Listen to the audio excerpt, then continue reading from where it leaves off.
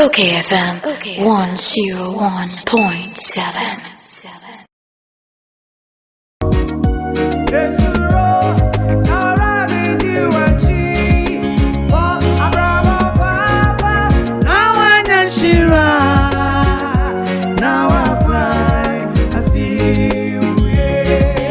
Okay, 101.7 FM Suni Ghana de Shimai Mami Mamunyina Jo enumre e Bronson si edi abrabo padwumadi no bra mu sede ye no ebnada numre bia ebredi no nsia kase bona ba wie e wo Peace FM so na ebranso se okay 101.7 FM so ye di abrabo pa edwumadi ebra mu abrabo padwumadi ye botae ne se yesua de e se Hosea chapter 4 verse 6 wakase nimdi a me man nti e ya wo mo ira lack of knowledge my people perish. It is a wanye nimdi a wo twetwede wanye nimdia wontimi fo anamo ensisiye etise wotie abrabo padwumedie ewo okay 101.7 FM so ebnada numre bia na adesua bia esefata na wonsa to bi so na aboa na do anamo sisiye meka wo se wobetimi ahye live ewo Facebook no eye okay 101.7 eye okay 101.7 and na YouTube nso eye okay 101.7 YouTube eye okay 101.7 na munim se na watchim yenuni na entrepreneurship ye chance ye ma eyi efanim die kwan so ma Dr. Kwame Adom owo University of Ghana Business School be kan ye ho ma ye nim die kwan be fa so aye no ade no so de edru practicality no a na echesese ye hu ne etue mu ne ne ye akwansidie ne abenedie wo mu ntie ne abrawo padwumadi ne nkomo ne ye to so say COVID-19 ba ye ne hu sese wanfo anam ansisi ye na da bia woto ankrofo kra adwuma ye yi wo madi o mutifie no enya nsemwa na nso obi wo passion bi wo talent bi aye dormant eda ho wo mfa nya hwe edibra wuti abrawo padwumadi ne ebiebie woni na won so watime ede etu anamo na aboa wo na unim sa abrabo padwumadi ye chance a eya yetu ye hofo ye hye ho nkran ansa na mani abadwafo atwehwe nkomo na enede mede ma won say God is up to something good. God is up to something good. Mamenka story bi encho. Akwada bi a wonye mfie nso no ne nanfofo edi agro. Eno na danfo baako etu ne nan ene kɔ wo ne yem. Enna afena ne yemu keka no. Enna ne maame ne papa ma ne so no mo de ne kɔ hospital. Wo mo de abema ne dru hospital na doctor ne hye ne yefunu no ema ne dru no se nenso asemahu bibi wa akire. Eti wo mo hya akwada no na tumo bi ahyase a efifi ewo ne nipaduam. Na fe na chance be ya 1 week ni eti yemfa ne sese enebna dai na akwada no de ne nan ewo ne yem ma ede ne call hospital a san tumo na chance na efi na last week Tuesday na chance but no mu di omunim nanso akwada ne tu ne nan wo ne yem no na omukọ pie hospital na yi ba ye se tumo bi bibia te se cancer bi efifi ewa akwada no na hrawa ho baabi na doctor for share na omu yi efiri ho. Enti akwada na no woni ni di agro no enko wantu ne nan anwo ne yemu a ebi anka ye nhu ebre bi beso daachi bi ne abehu se akwada na develop tumor bi ama edbi kredi wowuo na abre no enti through that pain no eni etimi discover asa abenedie anase wo hawo no mame sanfa story ba ko bi ema akwada bi wo ye abayo wonye mfie enwoche ono se fa ne Isabel na wo orphanage Nebota ye nyina ne se daachi bi obi be adopt no no de na kɔ fie akoda ne wo ha ne be adopt we nanso Isabel de no wo ho sa obi a mefa ne nkɔ da ku bi woni nkoda na idi agro ba ko mirika wodi nachi ɛna ne nsa ɛkɔ hye ɛpono no mu ɛna bɔ no ɛna wotie mu ɛna wo su dendenden no oba ne kuru bi te hɔ mo ya a doctor fo no mo so ɛyɛ ɛna ɔmo krɔkrɔ no no a ogya esu no ye de ne kɔ hospital sa ne nsa ho no kakra. Enti doctor no wona na yere no se wo nso wo mapawo a wo munya eti wo ma imagine so ombe adopt na wo mu hu akwada a wo mu adopt no enti wo mu di nkom no se na akwada yi a ebra ye call orphanage wa na ye di nkom yi epono ne born nsa na wo su no nso wo ye sweet pa wo me ye nko adopt sa akwada no enti through akwada ne pain no enna otimi nya awofo ema omo be adopt no me message amede ma wona se eto da bia ade bitimi to a ye mu oya saa die no na e breaki e de wo blessing ebrew etore bia bibia ya unpleasant bibia enye de bibia emu oya etimi to na wo su na e wo se urade na den na so saa die ne mu no na etore bia ministry bi anasa assignment bi anasa passion bi epie efiri mu ba enti menim ne wo fa mu saa bere ya ebi a wo hunu wo su anase wo bo abena e ka se awurade na da gya aka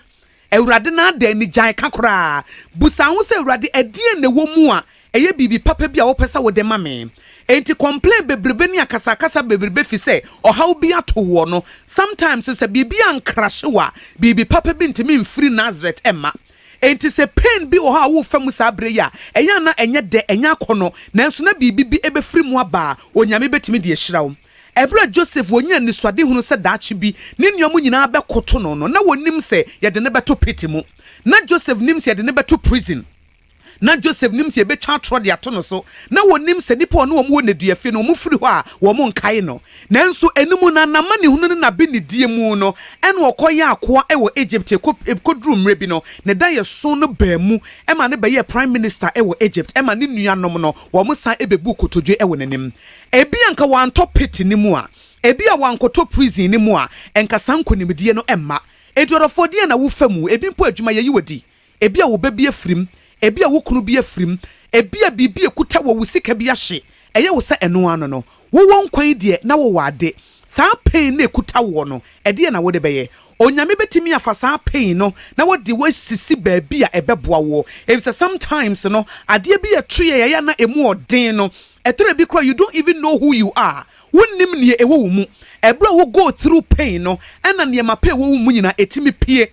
Emma who say, "Hey, me kwana me what talent bi." Mami for story ba ku bi nka ho. Mami bi a oware ye na ne kunu eye kwadwofo. Ne kunu no mo no homoden papa. Na mami no ye civil servant o ye adwuma wo one of the ministries. Enti wono ahwe no say, me ne be ma ya wo nkwada miensa be me wo moa me. Eti oye no so ese me pon adwuma bedru fi a me ye adwuma kakra ka ho. Na metimi de bua fifi sa se me chia free be ma no ho a eye na emma. E na me nye madwen so se aware no me pese me jai. Enti oba na adwuma ye mu no ano wo ye we kakra ene wo ye we kakra wo ye we kakra no wa ye hyeto kakra ko wi ase ne ne Ghana ha ye ka women entrepreneurs a wo makọ wo manimu a saa wo ba no ne wo ka ho bi Michelle na busa sama me wo firi ohia busuam na ede na abepie he ne enema a wo ye yetimi de kwa mono ne ma akote wo sia kosua. It was through my husband's weakness I was able to find my strength. Eso sabre na emu odin ebra na ne kunu no emma ne muso no ebra na ne kunu nkeka ne ho na ya benedie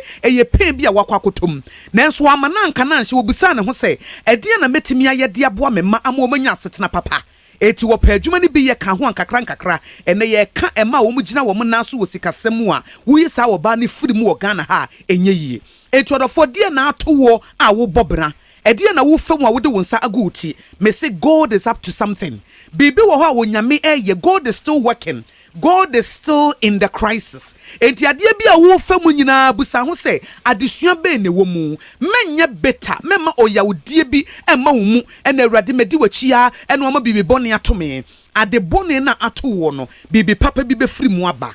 Yesu Kristo na mani hunu no a wo fa mu no na ye ku no na cross no so no ye de asenua no ye de nado abobo ne nsam no anya kwawo saa pain na chi no ena wiase nyina enya redemption yenyina yenya enkwagye yenya enya bone fafiri enti sometimes so if you don't go through the pain bibi papa bia emfiri mu ma etini eka se no pain no gain obi oye entrepreneur bia beka che so wo chance ye no na obi akora mfi no obi akora ntimi mmoa no nanso ogina pinti na kodru mre bi no wo hwe na chi enya story bi eka enti menua de wo fa mu sa bre eya susu bobna eya susu kasa onyame jiwudi se wo betimi nti ene wode yaso awo onyame jiwudi se wo betimi afam na nkunimdie bi aba eno nti na wode yaso awo no ade na aba wa brabo mu ne enye kwa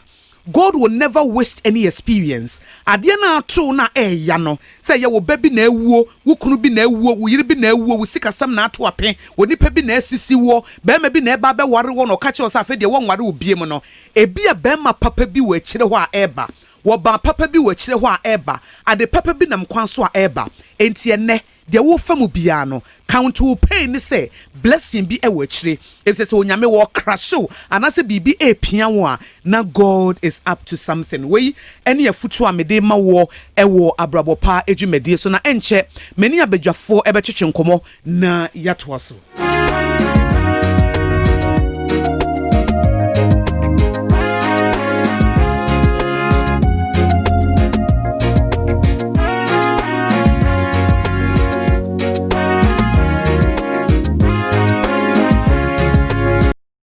Okay FM 101.7.